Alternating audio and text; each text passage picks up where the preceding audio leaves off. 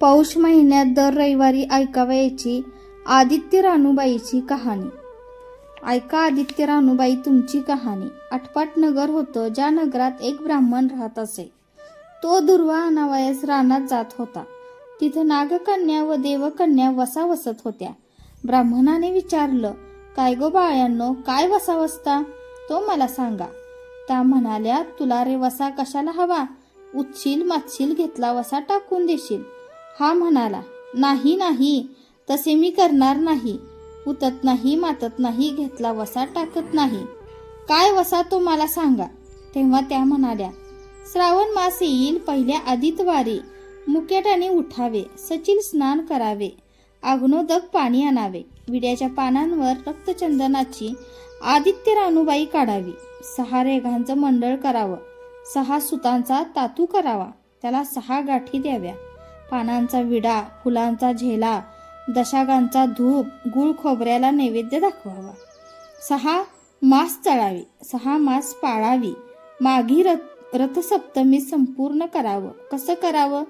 बोटव्याची खीर, गुळाच्या पोळ्या, लोणकडं तूप, मेहुणं जेवू सांगावं. असेल तर साडी चोळी, नसेल तर जोड गळसरी द्यावी, नसेल तर 2 पैसे दक्षिणा द्यावी आणि वंशाचं उद्यापन करावं.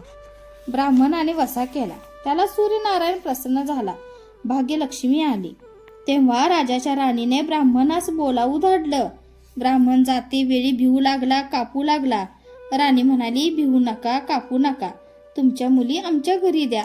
ब्राह्मण म्हणाला, आमच्या मुली गरीबाच्या, तुमच्या घरी कशा द्याव्या? दासी कराल, बटकी कराल. नाही, तसं करणार नाही. राजाची राणी करू, प्रधानाची करू. मार्गशीर्ष महिना आला. ब्राह्मणाने मुलींची लग्ने करून दिली. एक राजाच्या घरी व दुसरी प्रधानाच्या घरी. ब्राह्मण 12 वर्षांनी मुलीच्या समाचारास निघाला. राजाच्या घरी गेला. लेकीनं पाठ दिला, पाय धुवायला पाणी दिलं. बाबा बाबा, गुळ खा, पाणी प्या.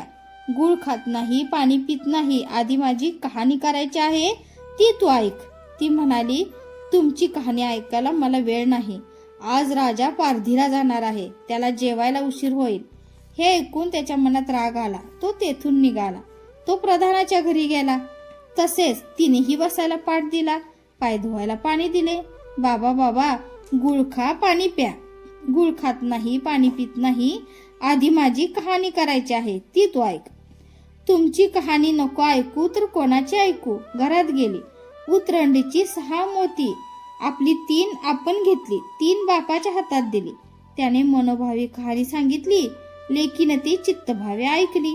नंतर जेवून खाऊन बाप आपल्या घरी आला. बायकोने विचारले, मुलींचा समाचार कसा आहे? त्याने उत्तर दिलं, जिने कहाणी ऐकली नाही ती दरिद्र्याने पिडली आहे, दुःखाने गांजली. राजा मुलखावर निघून गेला. जिने कहाणी ऐकली ती भाग्याने नांदत आहे.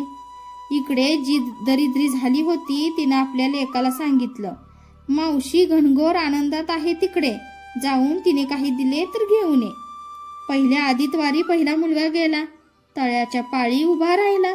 अगाग दासींनो, तुम्ही दासी कोणाच्या? आम्ही दासी प्रधानाच्या. प्रधानाच्या राणीला जाऊन सांगा की तुमच्या बहिणीचा मुलगा आला आहे. दासीने जाऊन सांगितलं, तुमच्या बहिणीचा मुलगा आला आहे. फाटके नेसला आहे, तुटके पांघरला आहे, तळ्याच्या पाळीला उभा आहे. परसदाराने घेऊन या.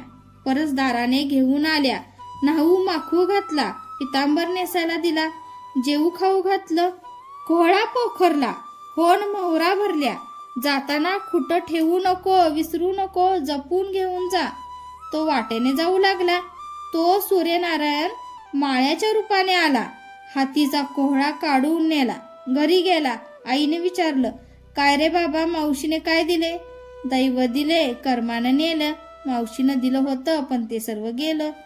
पुढे दुसऱ्या आदितवारी दुसरा मुलगा गेला. तळ्याच्या पाळी उभा राहिला. प्रधानाच्या दासीकडून प्रधानाच्या राणीला निरोप पाठवला. प्रधानाच्या राणीने त्याला घरी घेऊन न्हाऊ माखू घातला, जेऊ खाऊ घातला, काठी पोखरून होन मोहरांनी भरून दिली. बाबा, कुठे ठेवू नको, विसरू नको, जपून घरी घेऊन जा असे सांगितले. वाटेत सूर्यनारायण गोऱ्याखाच्या रूपाने आला. हातची काठी काढून घेतली, घरी गेला. झालेली गोष्ट आईस सांगितली. दैव दिले ते सर्व कर्माने नेले. पुढे तिसऱ्या आदितवारी तिसरा मुलगा आला. त्याला पहिल्यासारखे घरी नेऊन नाहू माखू घालून नारळ पोखरून होन मोहराने भरून दिला. जाताना विहिरीच्या काठी नारळ ठेवून तो पाणी प्यावाच विहिरीत उतरला. तो नारळ गडगडून विहिरीत पडला. मुलगा घरी गेला. आई ग मावशीने दिले पण दैवानं ते सर्व बुडवले. चौथ्या आदितवारी चौथा मुलगा गेला. त्याला पण पहिल्यासारखं नाहू माखू घातलं, जेऊ खाऊ घातलं, दह्याची शिदोरी होन मोहरा घालून बरोबर दिली. सूर्यनारायण घारीच्या रूपाने आला. हातची शिदोरी घेऊन गेला. तो घरी गेला. आईनं विचारलं, मावशीनं काय दिलं? आई ग मावशीनं दिलं पण दैवानं ते सर्व नेलं. पाचव्या आदितवारी आपण उठली. तळ्याच्या पाळी उभी राहिली. दासींनी तिचा निरोप तिच्या बहिणीला सांगितला. बहिणीने तिलाही परसदाराने घरी नेलं. नाहू माखू घातलं, पैठणी नेसायला दिली. प्रधानाची राणी आदितवारी कहाणी करू लागली. काय वसा करतेस ते मला सांग, बहीण म्हणाली. अगाग पापीनी चंडाळणी, बापाची कहाणी ऐकली नाहीस म्हणून तुला दारिद्र्य आलंय. राजाच्या राणीने विचारलं, याला काय उपाय करू? तेव्हा तिने वसा सांगितला. ती बहिणीच्या घरी राहिली.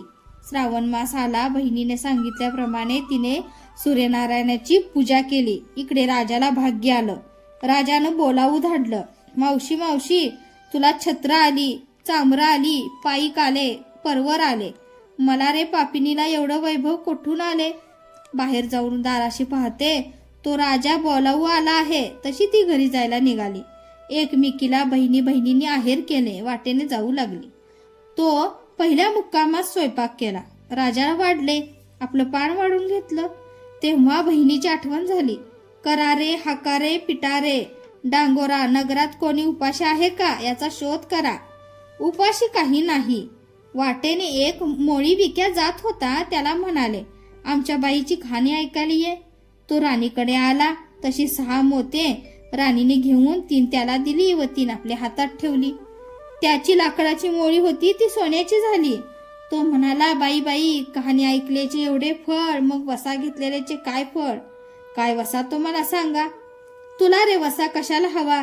उचशील मातशील, घेतला वसा टाकून देशील. उतत नाही मातत नाही, घेतला वसा टाकीत नाही. तेव्हा राणीने त्याला वसा सांगितला. दुसऱ्या दिवशी दुसऱ्या मुक्कामास गेली. स्वयंपाक केला. राजाला वाढले. आपले पान वाढून घेतलं. तेव्हा कहाणीची आठवण झाली. नगरात कोणी उपाशी आहे का याचा शोध करा. उपाशी नाही, तापाशी नाही, काही नाही. एक माळी चिंतेत बसला आहे. त्याला बोलवले आणि म्हटले, आमच्या बाईची कहाणी ऐक. तो म्हणाला, तुमची कहाणी ऐकून मी काय करू? मी आपल्या चिंतेत बसलो आहे. असे म्हणून तो आला. तशी राणीने 6 मोती आणली. 3 त्याला दिली, 3 आपण घेतली. राणीने कहाणी सांगितली. ती त्याने मनोभावे ऐकली. माळ्याचा मळा पिकू लागला. तो म्हणाला, कहाणी ऐकल्याचे एवढे फळ, मग वसा घेतलेल्याचे काय फळ? काय वसा तो मला सांगा. राणीने त्याला वसा सांगितला. पुढे तिसऱ्या मुक्कामास गेली. तिथं तिनं स्वयंपाक वगैरे केला.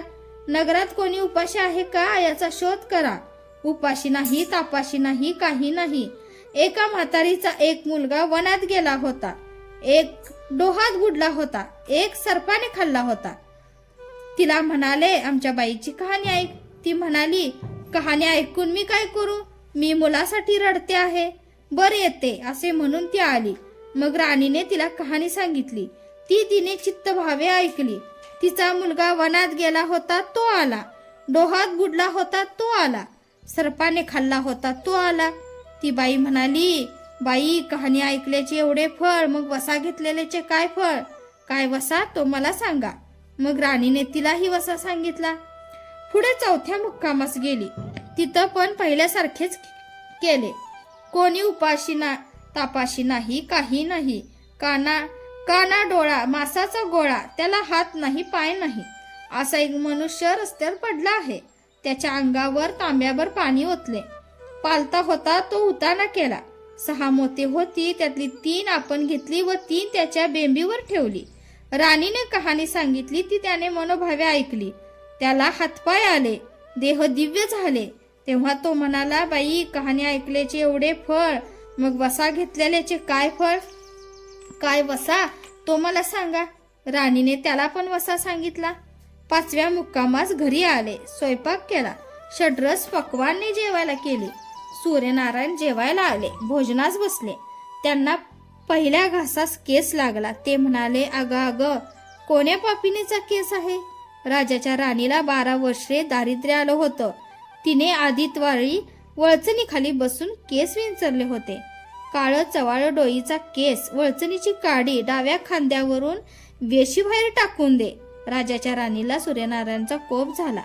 तसा कोणाला होऊ नये. ब्राह्मण, मोळी विक्या, म्हातारीला इत्यादींना जसा सूर्यनारायण प्रसन्न झाला तसा तुम्हा आम्हा होऊ. ही 60 उत्तराची कहाणी 5 उत्तरी सुफळ संपूर्ण.